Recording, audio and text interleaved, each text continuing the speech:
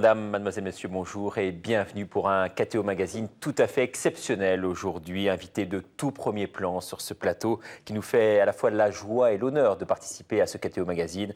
Monsieur Boutros Ghali, bonjour. Bonjour. Qui ne connaît pas votre nom sur Terre? Diplomate, juriste, docteur en droit, diplômé en sciences politiques ici à Paris, universitaire, auteur de très nombreux ouvrages. Vous avez exercé de 92 à 96 les fonctions de secrétaire général de l'Organisation des Nations Unies. C'est vous qui, pendant cette période, avez dirigé le monde, si l'on peut dire. Avant cette nomination, vous étiez vice-premier ministre égyptien, chargé des affaires étrangères, vice-président également de l'Internationale socialiste, chrétien égyptien, copte orthodoxe, élu secrétaire général de la francophonie en novembre 1997 à Hanoï. Vous venez de laisser votre place à Abdou Diouf, l'ancien président sénégalais. Voici donc qu'un bref aperçu d'un curriculum vitae tout à fait hors pair.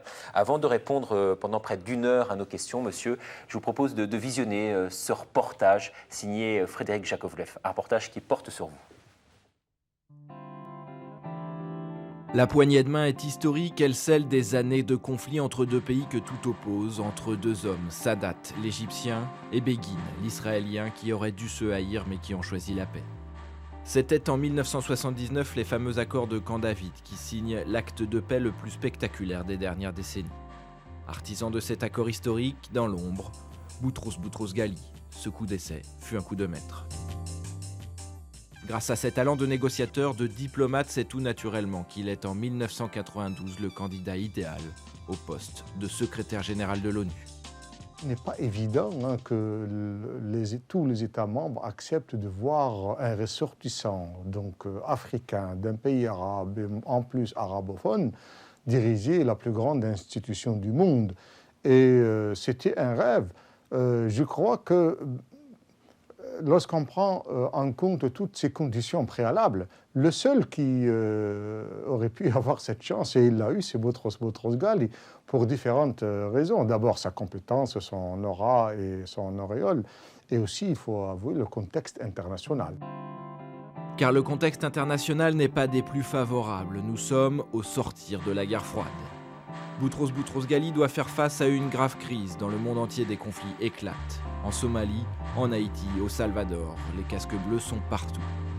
S'il négocie de main de maître la paix au Guatemala et au Mozambique, lorsque l'ex-Yougoslavie se désagrège, il aura le courage de parler de guerre de riches au nord et celle des pauvres au sud qui fait tant de morts. Pour le Rwanda, il est le premier à évoquer le génocide. Les mots choquent. Peu à peu, Boutros Ghali, le tiers-mondiste, irrite les États-Unis, qui lui mettent alors des bâtons dans les roues. Il se sentait frustré, et à la différence, je vous dirais, là c'est le jugement personnel de l'ami, vous savez, son tempérament, comme Boutros Ghali, c'est un oriental, c'est un méditerranéen et c'est un africain en plus. Il n'accepte pas cette frustration, parce qu'on peut vivre cette frustration de deux manières, ou bien l'accepter, en faire sa philosophie et ne rien dire. Lui, il était frustré, il ne l'acceptait pas, il rouspétait. Alors lorsqu'il rouspète, un secrétaire général qui rouspète, ça ne fait pas toujours bien. Arabe, mais chrétien copte, l'homme bénéficie de la sympathie de la plupart des membres de l'ONU, mais pas des États-Unis qui auraient préféré un bureaucrate soumis. L'Amérique met son veto, Boutros Ghali n'est pas réélu à sa propre succession. C'est une première. Mais il n'est pas homme à se laisser aller. Si le coup est rude, un an plus tard, une autre destinée l'appelle, la francophonie. C'était à Hanoï en 1997. Quand on parlait de francophonie, notamment en France, on avait l'impression que c'était le combat pour la langue française contre l'anglais, ou le combat pour la pureté de la langue française. Boutros Ghali y a substitué l'idée plus large et éminemment politique d'un combat en faveur du plurilinguisme, de la défense du plurilinguisme dans la société internationale, dans un monde qui est quand même guetté par l'uniformisation, et un combat non plus pour l'exception culturelle, mais pour la diversité culturelle. Dès son arrivée à la tête de l'organisation, il va donner à la francophonie son véritable essor. Fils de l'Égypte, il a puisé chez les siens sa force, ses principes. Membre d'une famille de la haute bourgeoisie égyptienne, il est d'abord juriste, universitaire. Pour lui, le droit a un sens et explique son amour pour les mots et la langue française. Votre décision, j'y vois une reconnaissance pour l'action que je mène depuis toujours au service de la francophonie. J'y vois aussi un hommage rendu à mon pays, l'Égypte, et à mon continent, l'Afrique. Ardent défenseur des droits de l'homme, d'une mondialisation plus humaine, au cours de sa longue carrière, Boutros Boutros-Ghali a façonné le monde contemporain. C'est quelqu'un qui a, dès le départ, s'est emparé d'objectifs et les a, je crois, avec une grande fidélité, servi toute sa vie, à tous les postes qu'il a pu occuper. Et finalement, je pense que c'est la définition d'un grand homme. Le grand homme, c'est celui qui finalement a une idée de jeunesse et qui la met en action dans l'âge mûr. Et pour moi, c'est ça, Boutros-Ghali, c'est cette continuité, cette honnêteté intellectuelle avec lui-même. Malgré les obstacles, malgré les situations, il continue à défendre ce en quoi il croit. Homme de justice, homme d'idées, toute sa vie est marquée par cette cohérence, ce combat pour la paix. Cette lutte contre une forme de domination des puissances occidentales sur les pays les plus pauvres. Ce dernier sommet de la francophonie, l'année dernière à Beyrouth, vient consacrer cette vie politique sans concession. Voilà, donc on a vu un bref aperçu de votre parcours ô combien impressionnant. Vous avez été secrétaire général de l'ONU, bien sûr, poste d'observateur et d'acteur privilégié. À quelle conclusion, monsieur, aboutissez-vous aujourd'hui sur l'évolution de ce monde actuellement? Eh bien, je pense qu'il faut être réaliste, qu'il faut voir les difficultés, mais il faut avoir le courage de continuer, de persister. Je pense qu'une des qualités du diplomate, c'est cette persévérance. Vous travaillez pendant des mois, pendant des années, tout d'un coup un accident, et vous vous retrouvez à la case de départ. Il faut avoir le courage de continuer. C'est un processus qui est extrêmement lent et à laquelle vous êtes confronté d'abord à une opinion publique qui, elle, veut des résultats immédiats, qui ne comprend pas qu'une pareille solution que la solution d'un pareil conflit puisse prendre des années de labeur. Parce qu'on peut comprendre aujourd'hui cette opinion publique quand on voit l'inertie à laquelle on est confronté. Certainement que l'inertie à laquelle on est confronté mécontente l'opinion publique. Mais il faut expliquer à l'opinion publique à travers des exemples très simples. Je dis, vous conduisez votre voiture, vous avez un accident d'auto, vous passez 2 années à l'hôpital pour vous faire soigner. Vous avez eu des os qui se sont cassés, vous devez vous rétablir. Or, vous avez un combat entre 2 États et vous voulez que cette confrontation puisse être résolue en quelques jours. Il vous faudra des années de négociations. Et au moment où on est prêt à signer l'accord de paix ou le cessez-le-feu, tout d'un coup, vous avez une nouvelle agression et vous repartez à zéro. Alors, c'est ça la leçon qu'il faut donner ou la recommandation qu'il faut donner à l'opinion publique, il faut savoir patienter. Mais tout de même, M. Boutros-Ghali, le pape Jean-Paul II lui-même, qui est pourtant d'un optimisme que l'on connaît, se dit personnellement impressionné aujourd'hui, je cite ses propres mots, par la peur qui règne aujourd'hui dans ce monde. L'êtes-vous, vous également? Certainement que j'ai cette peur, mais je pense qu'il faut savoir contrer cette peur en étant actif, en refusant l'abdication, en refusant l'indifférence, en refusant le repli sur soi. L'organisation aujourd'hui des Nations Unies, d'après vous, est-elle suffisante justement à rétablir cette paix? Alors je vous répondrai, est-ce que vous avez quelque chose de mieux? Pour le moment, on n'a que cette organisation. Elle n'est pas parfaite, elle a ses faiblesses, elle est dominée par la superpuissance, mais pour le moment, nous n'avons rien d'autre. Le pape parle de chemin obligatoire vers la paix, en parlant de l'ONU. Certes, mais comme vous dites, il faut quand même améliorer peut-être le processus aujourd'hui.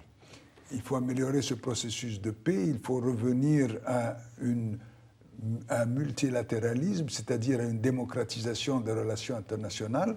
Pour le moment, c'est extrêmement difficile, tant que vous n'avez qu'une seule superpuissance. Pour pouvoir contrer, pour pouvoir équilibrer, pour pouvoir contrebalancer cette superpuissance, il vous faut d'autres superpuissances. Et pour le moment, elles n'existent pas. Donc d'après vous, on assiste aujourd'hui à la mainmise véritablement d'une superpuissance à la fois sur l'ONU, mais également sur les affaires du monde? Certainement, oui, il faut le reconnaître. Et cette mainmise a deux sources. La première, c'est le fait que nous avons affaire à une unique superpuissance. Mais la seconde source, c'est l'abdication, c'est la capitulation, c'est l'indifférence des autres acteurs étatiques. Et comment vous expliquez cette indifférence précisément? Alors, tantôt c'est une indifférence, tantôt c'est un repli identitaire, tantôt ils ont des rapports spéciaux avec cette superpuissance et ils ne peuvent pas s'opposer à la superpuissance. Les raisons sont différentes, mais il y a un commun dénominateur. Le reste de la communauté internationale a accepté le leadership américain, a abdiqué, ne s'oppose pas. Vous avez certaines oppositions, certains États très marginaux comme le Cuba, comme certains États qui tout d'un coup ont le courage de dire non. Mais dans la majorité des États, pour des raisons de liens économiques, des liens culturels, des raisons internes propres à leurs propres problèmes internes, problèmes nationaux internes, ils acceptent pour le moment cette hégémonie. Oui, mais M. Boutros-Ghali, quand on voit récemment que des pays comme la Russie ou la France, pour ne pas la nommer, prennent des positions peut-être plus nuancées que celles des États-Unis, on a quand même l'impression, même dans ce cas de figure, que l'ONU traîne un peu les pieds. Mais l'ONU est un instrument qui est à la disposition des États. Il faut que ces États utilisent cet instrument. À partir du moment où vous prenez une position nuancée, mais que cette nuance n'est pas explicitée par une action au sein de l'ONU, que ce soit un vote négatif ou que ce soit une abstention, à ce moment, c'est une nuance qui est d'ordre purement diplomatique, platonique. Il faut agir dans le cadre des Nations Unies. Il faut agir dans le cadre des rapports bilatéraux. Je ne dis pas que c'est facile. Je ne dis même pas que c'est dans l'intérêt de ces autres acteurs. Mais il y a un fait qui est certain, c'est que la communauté internationale, dans son ensemble, avec de rares exceptions, a accepté ce leadership, a abdiqué devant les décisions qui ont été prises par ce leadership. Et je crois qu'à ce sujet, vous préconisez justement que des pays comme le Japon, la Chine ou l'Inde, pour ne pas les nommer, se fassent entendre davantage. Certainement, et c'est ce que j'ai essayé quand j'étais secrétaire général des Nations Unies. Je me suis adressé à ces pays. J'ai été régulièrement en Chine, régulièrement au Japon, j'ai été en Allemagne, j'ai envoyé quelqu'un qui a représenté les Nations Unies auprès de la Cour constitutionnelle pour expliquer que la participation de l'Allemagne à des opérations du maintien de la paix à travers des casques bleus ne serait pas en contradiction avec la Constitution allemande. Donc je fais de tout pour que ces grands acteurs puissent s'intéresser aux affaires internationales. À partir du moment où elles s'intéressent vraiment aux affaires internationales, elles vont pouvoir équilibrer dans une certaine mesure la superpuissance, pouvoir contrebalancer, je ne dis pas entièrement, mais dans une certaine mesure.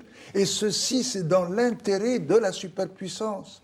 La superpuissance n'a pas intérêt à gérer, à jouer aux policiers du monde. Elle n'a pas intérêt à gérer les problèmes du monde. Elle n'a même pas la capacité de les gérer. Elle a intérêt à avoir l'appui des autres États. Elle a intérêt de collaborer avec les autres États. Vous ne pensez pas néanmoins que cette émergence de ces pays-là peut faire peur quelque part à l'Occident ? Non, parce que l'Occident va participer à partir de ce moment à la discussion, va participer au dialogue. Il va être actif au sein des Nations Unies. Le fait qu'on a donné à 5 puissances le droit de veto au lendemain de la Seconde Guerre mondiale, en 1945, laissait entendre qu'on voulait une alliance entre les 5 États, c'est-à-dire la Russie, l'Union soviétique, les États-Unis, la Chine, la Grande-Bretagne et la France. Ils étaient appelés à jouer un rôle majeur. C'est ça, donc vous avez été secrétaire général de l'ONU, précisément, vous venez de le rappeler, au moment le plus important de l'histoire contemporaine, cette fameuse période de la guerre froide. Je vous dirais que c'était l'après-guerre froide. L'après-guerre froide. Et le 31 janvier 1992, donc 30 jours après mon arrivée comme secrétaire général des Nations Unies, après que j'eusse pris fonction de ce poste, il y a eu le premier Conseil de sécurité qui s'est réuni au niveau des chefs d'État. La première fois dans l'histoire des Nations Unies. Et, dans une certaine mesure, ils m'ont donné un mandat On m'a dit, monsieur le secrétaire général, vous avez une chance unique. Nous nous sommes réunis 30 jours après votre prise en fonction de notre nouveau poste et nous vous confions l'avenir des Nations Unies. Nous vous demandons d'adopter de nouvelles résolutions, faites-nous de nouvelles recommandations pour gérer l'après-guerre froide. Et j'ai publié en juin ce que j'ai appelé l'agenda pour la paix, qui donnait des grandes directives. Qu'est-ce qu'il faut faire pour donner un nouveau rôle aux Nations Unies, afin que les Nations Unies puissent gérer l'après-guerre froide et que les Nations Unies puissent jouer un rôle effectif dans le domaine de la solution pacifique des conflits internationaux, dans le domaine de la coopération, dans le domaine de surmonter cette division, cette fracture entre le nord et le sud de la planète. Alors ces conflits, on va y venir précisément, mais comment endosser, je dirais, autant de responsabilités si vite ? Ça n'a pas été vertigineux pour vous quelque part ? Quel souvenir gardez-vous véritablement de cette période ? Pourquoi ? Parce que j'ai passé une vingtaine d'années ou une trentaine d'années à enseigner les relations internationales, les organisations internationales. J'ai participé, j'étais membre du bureau politique de l'Union socialiste égyptienne, qui s'occupait des rapports avec les différents partis politiques. J'ai dirigé les affaires étrangères égyptiennes pendant 15 ans, avec l'accord de paix avec Israël en mars 1979, et j'ai vécu 15 ans toutes les péripéties de la diplomatie égyptienne. Donc j'étais, pour ainsi dire, préparé à assumer une fonction de secrétaire général des Nations Unies. Je vous dirais qu'il y a une continuité dans le travail. Il y a une logique, hein, c'est ça. Il y a la même logique. Le cadre peut varier, les instruments mis à ma disposition peuvent varier, mais la technique est la même. Alors, quand David, précisément 20 ans après, quel bilan faites-vous de cette expérience, de cet accord aujourd'hui un peu controversé ? Je pense que cet accord a quand même est arrivé à rétablir la paix entre l'Égypte et Israël. Depuis 1979 jusqu'à aujourd'hui, 2003, la paix règne entre ces deux États. Malgré tous les incidents, malgré ce qui se passe actuellement en Palestine, malgré des troubles, malgré la guerre entre l'Irak et le Koweït, malgré toutes ces difficultés, le traité de paix continue. Il faut dire à nos téléspectateurs que c'est grâce à cet accord que l'Égypte a recouvré sa souveraineté sur le Sinaï, notamment. D'abord, et ensuite, cet accord a été repris par la Jordanie, et il a été repris par les Palestiniens. C'est à la suite de l'échec des négociations d'Oslo que nous nous trouvons dans une situation aussi désastreuse aujourd'hui. Mais cet accord a servi, je dirais, de système précurseur pour les autres États. Il y a eu des négociations pendant des mois entre la Syrie et Israël, qui étaient dirigées par Warren Christopher, l'ancien ministre des Affaires étrangères des États-Unis, du temps de la première période du président Clinton. Donc, cet accord a servi d'exemple pour les autres États arabes. C'est ça, c'est important de le souligner. Hein. Par la négociation, finalement, on arrive à aboutir à vraiment à des accords tangibles, sans forcément donc passer par le conflit, qui n'est pas inexorable en la matière. Mais moi, je pense que la négociation, c'est exactement comme le médecin qui vous soigne, n'est-ce pas ? Donc, il faut accepter de négocier. Je ne vois pas d'autre formule. Supposez que vous avez une confrontation, une guerre entre deux États. Pour terminer cette guerre, il faudra négocier. Pour supporter les conséquences de cette guerre, pour liquider les conséquences, il faudra aussi négocier. Alors autant négocier avant la guerre, plutôt que de négocier une fois qu'on a eu une guerre et qu'il y a eu un désastre. Des millions de réfugiés, des millions d'orphelins, des centaines de villes détruites. Donc d'après vous, c'est une nouvelle logique en quelque sorte qui a vu le jour à cette période-là et que vous avez mise en place. Moi, je pense que la négociation est importante avant le conflit, pour éviter que le conflit n'éclate. J'appellerais ceci de la prévention, une action diplomatique préventive. Une fois que le conflit est terminé, il faut encore négocier. Il ne faut pas se dire que parce que le conflit est terminé, on n'a plus besoin de négocier. Vous avez besoin de négocier pour éviter qu'il y ait une rechute, que la convalescence se termine par une nouvelle crise. Donc, je pense que la négociation fait partie du dialogue que vous avez avec l'autre, qui est un dialogue continu. C'est un cheminement perpétuel, en fait. Exactement. Et je me suis laissé dire que vous étiez un peu inspiré, entre guillemets, des relations franco-allemandes, précisément, que l'on fête aujourd'hui, pour calquer un peu ce processus sur le Moyen-Orient. J'ai étudié la réconciliation franco-allemande, parce que vous avez quand même, au point de vue purement académique, quelque chose d'extrêmement intéressant. Vous avez eu les deux pays les plus avancés de l'Europe, la France et l'Allemagne, qui rentrent en guerre en 1870, qui font une seconde guerre en 1914, qui font une troisième guerre en 1939, et qui, grâce à deux hommes d'État, De Gaulle et Adenauer, arrivent non seulement à se réconcilier, mais arrivent à institutionnaliser la paix, arrivent à construire la paix. Que ce soit à travers l'Office de la jeunesse franco-allemande, que ce soit à travers des institutions communes, que ce soit à travers charbon et acier, il y a eu une véritable volonté de la part des deux États, de la part des deux gouvernements, non pas de se contenter d'une paix passive, c'est-à-dire absence de guerre, mais de construire, d'avoir des institutions communes qui vont préserver cette paix. Donc je me suis intéressé à étudier ce dossier pour pouvoir appliquer ceci une fois que le traité de paix a été conclu entre l'Égypte et Israël. Je me suis dit, ça ne suffit pas, il faut pouvoir construire cette paix pour éviter de nouvelles confrontations, pour éviter une nouvelle confrontation malgré le traité de paix. Je n'ai pas réussi dans la mesure où il y avait un préalable qui était la solution du problème palestinien.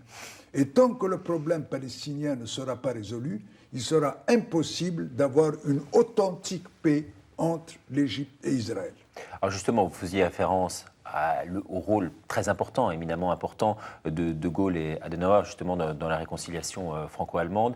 Là, en l'espèce, est-ce que c'est une question d'hommes? Est-ce que le blocage actuel auquel on assiste au Proche-Orient est dû à des hommes, précisément? Il se peut qu'il soit dû à des hommes, mais il est dû aussi aux médiateurs. Parce que dans ce conflit en particulier, vous savez, il y a des conflits où vous pouvez avoir n'importe quel médiateur. Mais dans ce conflit en particulier, il n'y a qu'un seul médiateur. Ce sont les États-Unis. Or, du temps des accords de Camp David, le médiateur, le président Carter, avait la volonté de risquer sa carrière pour trouver une solution à ce conflit. Aujourd'hui, l'actuel président n'est pas intéressé à trouver une solution à ce conflit, pour différentes raisons. Peut-être parce qu'il réagit à l'attitude de son prédécesseur qui a perdu les 5 derniers mois de son mandat pour essayer de trouver une solution au conflit et n'a pas réussi. Mais je ne pense pas que ce soit pour vous la raison essentielle. Si? Non, je pense qu'une des raisons essentielles, c'est qu'il a d'autres priorités, c'est tout. À partir du moment où vous avez d'autres priorités, ou à partir du moment où vous vous sentez, je dirais, plus près d'Israël que du côté des Palestiniens, à ce moment, il est difficile que vous puissiez jouer le rôle de médiateur, ou même que vous soyez intéressé à jouer le rôle de médiateur. Alors là, vous avez une situation nouvelle où, il y a une incompatibilité entre les deux chefs, que ce soit Sharon du côté israélien ou Arafat du côté palestinien, mais il y a un événement de plus, qu'il n'existe pas un véritable médiateur. L'Europe ne peut pas jouer le rôle de médiateur parce que les États-Unis s'opposeraient. Israël ne fait pas confiance à l'Europe. De même, les Nations Unies ne peuvent pas jouer le rôle de médiateur pour la même raison. Israël et les États-Unis ne font pas confiance aux Nations Unies. Conclusion, pour le moment, il n'y a qu'un seul médiateur. Et ce médiateur, pour différentes raisons, que je ne discute pas en ce moment, n'est pas prêt à jouer son rôle de médiateur. Donc comment sortir de cette impasse? Alors, sortir de cette impasse, c'est ou que le médiateur change d'avis et qu'il soit amené à s'occuper de ce conflit, ou bien que, ce qui est beaucoup plus difficile, que les deux protagonistes palestiniens et israéliens puissent être changés et avoir d'autres protagonistes qui, eux, essaieraient d'engager un dialogue. Et à partir du moment où ils engagent un début de dialogue, ceci va encourager le médiateur a joué son rôle de médiateur. Je reviens à une idée très simple. Si on vous demande d'être médiateur et vous savez à l'avance que c'est un problème très difficile à résoudre, vous allez hésiter à jouer le rôle de médiateur. Vous tenez quand même à avoir une victoire diplomatique. Donc, vous vous rendez compte que la situation n'est pas mûre pour une médiation, vous allez laisser la situation pourrir jusqu'à ce qu'il puisse y avoir de part et d'autre un début de rapprochement. Donc, le début de rapprochement est un moyen d'encourager le médiateur américain à intervenir et à jouer son rôle de conciliateur ou de facilitateur. Mais vous avez eu à jouer un rôle de médiateur dans des circonstances très difficiles. On pense à Mogadiscio, à Srebrenica, toutes ces périodes-là de l'histoire, des zones d'ombre en quelque sorte pour vous. Les conditions là n'étaient pas réunies non plus pour qu'il y ait véritablement une entente à la clé. Et pourtant, vous êtes lancé dans ce conflit, dans cette médiation. Mais alors là, je n'avais pas derrière moi une opinion publique qui était mon pays. Je suis le président des États-Unis. Je ne peux pas me permettre d'échouer dans une médiation si je voudrais être réélu. Je suis un technicien auprès des Nations Unies et je peux me permettre de risquer mon avenir politique dans la mesure où je n'ai vraiment pas à rendre des comptes à qui que ce soit. Donc c'est un avantage d'avoir des médiateurs qui sont dans une certaine mesure, ne sont pas liés à une opinion publique ou ne sont pas liés à des intérêts propres à leur propre pays. Aujourd'hui, d'après vous, qu'est-ce qu'il faudrait faire véritablement? Il faut mobiliser davantage l'opinion publique arabe? Je pense que l'opinion publique arabe est mobilisée. Elle voit tous les jours les massacres qui se passent de part et d'autre. Elle voit la dégradation continuelle de la situation. Elle voit les milliers de maisons qui sont détruites. On parle de 1200 ou de 2000 tués palestiniens, mais on n'a jamais mentionné le nombre de grands mutilés, des gens qui ont perdu leurs mains, leurs pieds, des paraplégiques, qui vont être là, qui vont représenter un élément négatif pour les enfants. Donc pendant 20 ans, pendant 30 ans, les fils de se mutiler vont voir leur père qui n'arrive pas à marcher.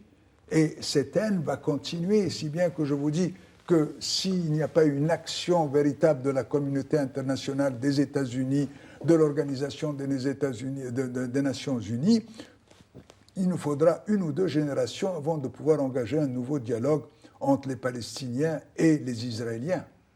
C'est ça, parce que vous dites dans un de vos livres, en plus, ce qui gâche tout à l'affaire, c'est qu'il existe une alliance objective, et cela en termes techniques, entre les fondamentalistes musulmans et les intégristes juifs aussi. Ah, certainement, certainement. Et je suis certain que le fait que vous avez eu un État basé sur la religion est un des éléments qui a créé, je ne dis pas le seul, mais qui a créé le fondamentalisme islamique. On a vu un État qui est basé sur la religion, qui est arrivé à se créer, qui est arrivé à avoir une suite de victoires sur le monde arabe. Donc, dans l'opinion du monde arabe, on se dit décidément, le retour à la religion va nous permettre de devenir une force pour nous opposer à l'État d'Israël. Et c'est là, c'est une des grandes forces des fondamentalistes qui vous disent nous sommes contre la paix avec Israël, il ne peut pas y avoir une paix avec cet État, nous devons continuer la lutte pour éliminer cet État. Entre les sunnites, on le sait, et les chiites musulmans, il y a de très grosses rivalités, notamment dans cette région. Non, parce que vous trouvez des fondamentalistes aussi bien chez les chiites que chez les sunnites, que chez les chrétiens, que chez les musulmans, que chez les juifs, que chez les hindous. Le fondamentalisme n'est pas, et c'est ça l'erreur que vous retrouvez dans l'Europe occidentale. Il est partout dans toutes les religions? Il est partout dans toutes les religions. Ceci, j'interprète ceci, une des interprétations, c'est que le citoyen moyen, confronté à la mondialisation, est inquiet. Vous avez parlé tout à l'heure de la peur. Il a peur, il ne comprend pas ce qui se passe. Il voit à la télévision un massacre au Rwanda. Quelle est sa réaction? Il va se replier sur son village, il va se replier sur sa famille, il va se replier sur les les règles fondamentales de sa religion. Ce repli identitaire va créer un fondamentalisme, va créer un certain fanatisme. Je me méfie du village voisin, je me méfie de la personne qui n'a pas la même couleur que moi, je me méfie de quelqu'un qui parle le français avec un accent étranger. À ce moment-là, vous créez des nouvelles animosités et vous créez de nouveaux conflits, qu'ils soient d'origine tribale, qu'ils soient d'origine religieuse, qu'ils soient d'origine ethnique, ils sont là. Alors on voyait qu'il y avait un brassage, notamment dans cette région-là, qui fonctionnait très bien. Le pape, notamment lors de son voyage au Liban, parlait de messages en parlant de ce pays-là. Aujourd'hui, véritablement, il y a un sentiment de crainte des chrétiens sur place au Liban qui se sentent un peu envahis par l'islam. Qu'est-ce que vous en pensez, vous, en tant que chrétien copte ? Écoutez, je vous dirais que les chrétiens et les musulmans ont coexisté depuis le 5e et 6e siècle et qu'ils doivent trouver leur solution eux-mêmes et que des interventions étrangères ne feront qu'exacerber des conflits entre chrétiens et musulmans. Quand vous dites étrangère, vous parlez d'Israël ? Je parle d'Israël, je parle de la communauté internationale, je parle des organisations non gouvernementales qui interviennent en faveur des chrétiens ou en faveur des musulmans, ou en faveur d'une minorité. Je dis, laissez-les se débrouiller entre eux. Ils ont coexisté depuis 1500 ans. Ils ont eu des guerres fratricides, ils ont eu des réconciliations. Ils ont toujours trouvé les moyens de trouver des solutions à leurs problèmes. Une intervention étrangère va exacerber ce conflit dans la mesure où on va accuser ou la minorité ou la majorité d'être en contact avec l'étranger, de servir de support à l'étranger. Et le conflit qui est un conflit local entre chrétiens et musulmans en Haute-Égypte ou quelque part au Liban va se transformer en conflit international. Et c'est ce que vous avez eu durant la guerre civile du Liban, où vous aviez des éléments musulmans qui aidaient les chrétiens et des éléments chrétiens qui aidaient les musulmans. Et ça a pris une dimension extraordinaire. C'est une guerre effroyable qui a duré 17 ans. Donc, je vous dirais, il faut encourager le dialogue entre chrétiens et musulmans d'Égypte, entre chrétiens et musulmans du Liban, mais il faut surtout éviter d'intervenir à travers des organisations internationales, non gouvernementales, qui, elles, sont pleines de bonne volonté, mais feront plus de dégâts. C'est l'éléphant qui rentre dans un magasin de porcelaine. Est-ce que vous, en tant que chrétien copte, vous avez été un trait d'union quelque part entre les musulmans et les juifs? Est-ce que vous avez utilisé cette carte-là? Je pense que j'ai toujours été un trait d'union entre les différentes religions, entre les différentes sectes, entre les différentes tribus, dans la mesure où j'ai appelé à la réconciliation, j'ai appelé au dialogue, j'ai essayé de jouer le rôle de facilitateur, j'ai essayé de trouver quel est le commun dénominateur qui existe entre les deux protagonistes d'une dispute. Et j'ai écouté, asseyons-nous ensemble, essayons de discuter, cessez de bouder les uns avec les autres, essayons de trouver une solution, même une solution provisoire. Donc à partir de ce moment-là, vous jouez le rôle de facilitateur. Quels ont été les grands souvenirs que vous gardez de cette période-là, où vous vous retrouviez finalement à la tête de la planète, avec ô combien de responsabilités? Écoutez, je ne crois pas que le fait de se croire à la tête de la planète vous donne un sentiment quelconque. Je pense qu'au moment où vous arrivez à trouver une solution, même partielle, même, je vous dirais, très temporaire, ça vous donne énormément de joie. Tout d'un coup, c'est comme le médecin qui a réussi son opération, le cœur se remet à marcher, il éprouve une satisfaction. C'est une satisfaction de professionnel. Alors, à ce moment, on dit, voilà, ces 2 mois de travail ont donné un résultat. J'ai obtenu ceci. Par contre, il vous faut beaucoup de courage quand tout d'un coup vous vous rendez compte que malgré 2 mois, malgré 3 mois, vous vous rendez compte que ça n'a pas avancé et que la situation a même empiré. Là, vous faites référence, par exemple, à l'ex-Yougoslavie, où des soldats, bien sûr, et ô combien nombreux sont morts. L'ONU aussi a été quelque part maltraitée sur place? L'ONU a été maltraitée parce que l'ONU va servir de scapegoat, comme disent les Anglais. On va l'utiliser. Bouc émissaire C'est le bouc émissaire. On va toujours dire, il est facile de dire. Vous savez, il est difficile au secrétaire général des Nations Unies de défendre cette organisation, dans la mesure où il ne peut pas accuser les États, puisque les États, ce sont les patrons de l'ONU. Donc, les Nations Unies, c'est le meilleur bouc émissaire qui puisse exister. les États, s'ils peuvent résoudre un conflit eux-mêmes, ils vont le faire. Ils n'ont pas besoin des Nations Unies. Parce que c'est une victoire diplomatique. Tout d'un coup, l'État A est arrivé à résoudre un conflit entre les Chypriotes grecs et les Chypriotes turcs, ou est arrivé à régler un conflit entre la Mauritanie et le Sénégal, et c'est une victoire diplomatique pour le facilitateur. Donc, si le conflit, il sent qu'il a les moyens de le résoudre, c'est lui qui va s'en occuper. Par contre, s'il se rend compte que c'est un conflit qui a peu de chances d'être résolu, et que son opinion publique lui reproche de ne pas agir, à ce moment, il va passer le conflit aux Nations Unies et il va dire, mais voilà, je ne peux pas m'occuper de ce conflit, je m'occupe de ce conflit à travers le système des Nations Unies. Évidemment, le conflit est extrêmement difficile à résoudre, les Nations Unies n'arrivent pas à le résoudre, alors à ce moment, on va dire, ce sont les Nations Unies qui ont mal joué, etc. Vous savez, le médiateur doit savoir deux choses. La première, c'est que s'il réussit le conflit, il doit savoir disparaître et se faire pardonner d'avoir joué le rôle de facilitateur. Dans la mesure où les deux protagonistes du conflit vont dire « nous avons résolu notre conflit tout seul ». Par contre, s'il échoue, il doit savoir que les deux protagonistes ou les trois protagonistes du conflit vont dire « s'il n'était pas là, on aurait trouvé une solution au conflit ». Mais lui a tout compliqué. Je ne parle pas d'un second cas de figure qui est la compétition entre les médiateurs. Si vous avez trois médiateurs qui se disputent entre eux pour régler le conflit, donc vous avez deux conflits. Vous avez le conflit, la guerre entre les deux pays, et ensuite vous avez une guerre au niveau des trois médiateurs. Entre les médiateurs. Donc, d'après vous, un bon médiateur, c'est celui qui met son orgueil avant tout côté, quoi, pour résumer. Mais par définition, c'est le bon médecin, ce n'est pas une fois que vous avez terminé votre... Mais vous avez été malade, vous avez été à l'hôpital, vous avez subi une opération. Une fois que vous quittez l'hôpital, vous évitez même de passer devant cet hôpital.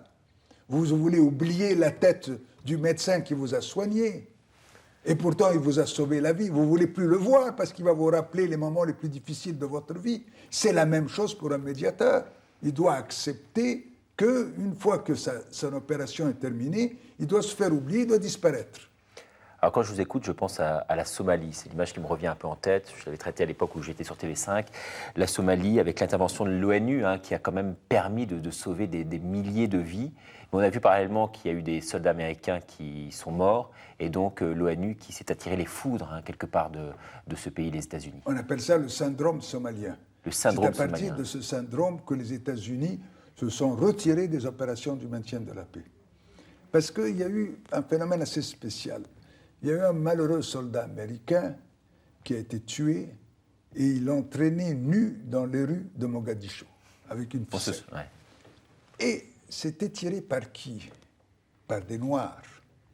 Donc n'oubliez pas, avec l'histoire américaine, ce que ça représente pour le public, la majorité américaine blanche. Donc ça a créé un choc dans l'opinion publique américaine. Ils ne vous avoueront jamais ce choc ou cette dimension du choc.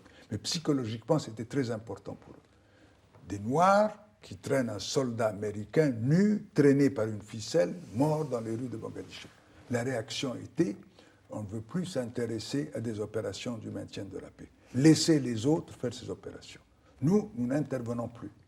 Nous n'interviendrons que si nous avons des intérêts directs, si nous savons quelle est la présence, quelle est la durée de notre présence, et si nous sommes certains d'avoir un maximum de succès dans cette intervention. Ce qui est impossible, vous ne pouvez pas garantir un succès quelconque. Si bien que vous avez eu une crise, et les États-Unis se sont opposés à une intervention des Nations Unies au Rwanda, ont retardé une intervention en Yougoslavie, et ont eu une attitude très négative à l'égard des opérations du maintien de la paix. Frédéric Jakovlev, tout à l'heure dans le reportage, le rappelait, vous n'avez jamais été, vous, en odeur de sainteté auprès des Américains, qui n'ont pas vu en vous un allié potentiel. Je ne crois pas. Dès le début, effectivement, ils n'étaient pas en faveur. Ce n'est pas eux qui ont voté. Ils se sont abstenus au moment de mon élection. Donc, ils n'ont jamais été très en faveur. Ils n'ont jamais été très en faveur dans la mesure où j'appartiens au monde arabe. Vous étiez socialiste. Je suis quand même pro-palestinien. Je n'ai jamais caché. Vous avez, au moment de mon mandat, il y avait quand même 3 ou 4 problèmes arabes aux Nations Unies. Vous aviez le conflit palestinien, vous aviez le conflit Irak et Koweït, vous aviez le conflit Libye, vous aviez le conflit du Sahara occidental. Donc, dans ces 4 conflits, quel que soit l'effort d'objectivité que je pouvais faire, on me regardait comme étant plus ou moins partisan ou ne pouvant pas avoir l'objectivité nécessaire de jouer le rôle de facilitateur. Alors justement, vous évoquez la crise irakienne. Aujourd'hui, on se destine, on va tout droit vers une guerre. Qu'en pensez-vous? Est-ce que vous pensez que l'hystérie patriotique américaine va prendre le dessus une nouvelle fois? Écoutez, pour moi, il y a 2 éléments importants qu'on oublie. Le premier élément qui est très peu mentionné dans la presse internationale, c'est le peuple irakien, qui souffre, qui a subi 2 guerres. La guerre entre l'Iran et l'Irak, où il y a des milliers de morts. La guerre entre les États, l'Union, la communauté internationale et l'Irak au moment où l'Irak a envahi le Koweït. Et 10 années de sanctions économiques. C'est un peuple qui souffre. Il n'y a jamais eu dans toute l'histoire récente, moderne, un peuple qui a autant souffert que le peuple irakien. Ceci, on n'en parle pas. Et si demain vous allez avoir une intervention militaire avec un régime comme celui de Saddam Hussein, il n'hésitera pas à mettre les civils au milieu des contingents armés pour avoir le maximum de ce que les spécialistes appellent les dommages collatéraux, donc le maximum de civils tués. Donc c'est lui qui va souffrir. Donc ma première préoccupation, qu'est-ce qu'il faut faire pour protéger le peuple irakien? Et c'est dans ce cadre que je me suis occupé de faire passer la résolution pétrole contre nourriture en 1996. C'était pour aider le peuple irakien. C'était aussi pour aider les milliers de travailleurs qui avaient perdu leur travail au Koweït, à Bagdad, et qui attendaient de pouvoir recevoir une indemnité qui serait obtenue par la vente du pétrole irakien. Donc pour moi, c'est le premier point. Un second point, c'est le premier point d'ordre purement humanitaire. Un second point, c'est l'image des Nations Unies.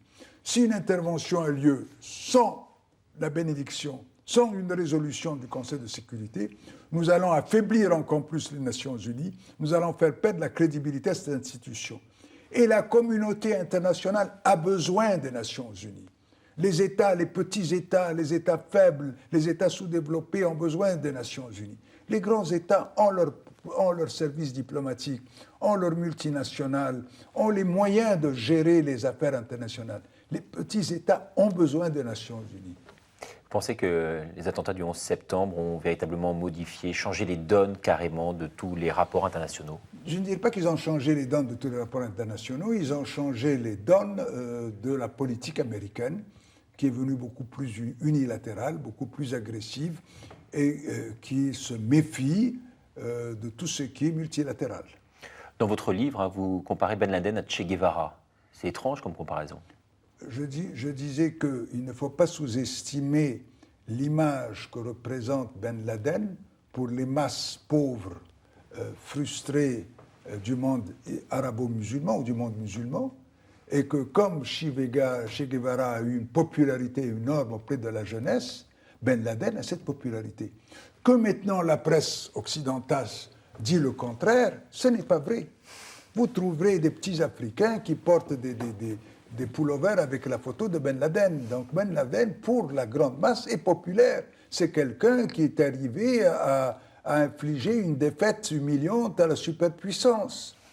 Donc, que cette image va durer ou ne va pas durer, je ne pense pas qu'elle va durer. Mais pour le moment, Ben Laden a une attraction pour la jeunesse égale à celle qu'avait Che Guevara il y a de cela une quarantaine d'années.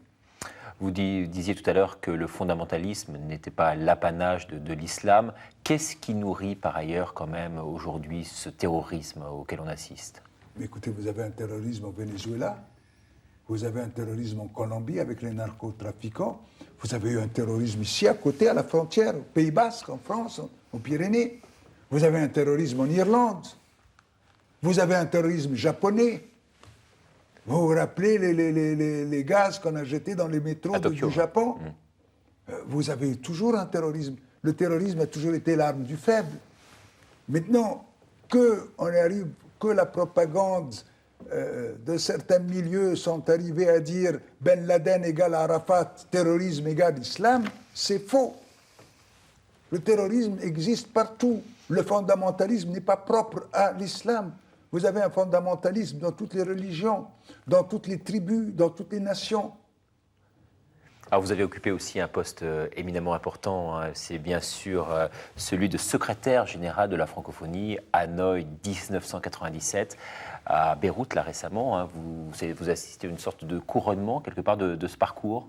Vous avez aujourd'hui remis les clés à Abdou Diouf, président sénégalais. Quel souvenir gardez-vous de cette période-là? Écoutez, je pense que je suis arrivé à élargir le concept de la francophonie.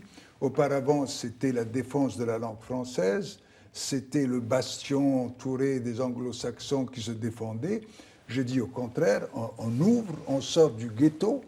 Nous considérons que la francophonie défend la diversité culturelle, défend le plurilinguisme, défend le russe, défend l'arabe, défend le polonais, et à travers cette diversité culturelle, va obtenir l'appui des autres aires culturelles pour défendre le français. Ça peut être un instrument de paix également, d'après vous? Certainement, ça peut être un instrument de paix, parce que cette diversité culturelle fait partie de la richesse du patrimoine de l'humanité. Ce plurilinguisme, si vous protégez les tigres du Bengale, si vous protégez les baleines blanches, vous devez protéger les langues. Les langues peuvent mourir. Les civilisations, disait Paul Valéry, sont mortelles. La civilisation égyptienne était morte si Champollion n'avait pas déchiffré les hiéroglyphes. Donc vous risquez, nous avons intérêt à défendre les différentes cultures, les différentes langues, les différentes civilisations, parce que c'est cette diversité culturelle, cette diversité, ce multilinguisme qui va nous permettre d'établir la démocratisation de la globalisation. Je vous dirais que le plurilinguisme est aussi important pour la démocratie globale que le pluripartisme est important pour la démocratie nationale. Le français qui pourtant est en train de perdre sa place de position dominante dans l'Union européenne, notamment depuis l'élargissement différents pays de l'Est. Je suis d'accord, évidemment, c'est un problème qui se pose. À quoi sert de défendre le français à Tombouctou quand le français est en train de perdre sa place dans l'Europe occidentale, donc à Bruxelles, à 1 heure de TGV de Paris. Donc vous avez fait en sorte que le français, justement, soit devenu la langue, précisément, de ces grandes réunions à Bruxelles? J'ai essayé, quand j'étais secrétaire général, de défendre la diversité culturelle, d'avoir des discours aussi bien en français qu'en anglais. J'ai essayé, dans la mesure où je pense que c'est cette diversité culturelle qui sera la dernière arme de l'État-nation. Ce sera la dernière ligne qui pourra, la ligne Maginot, la ligne Siegfried, qui pourra le protéger contre les méfaits de l'uniformisation, contre les effets de la mondialisation.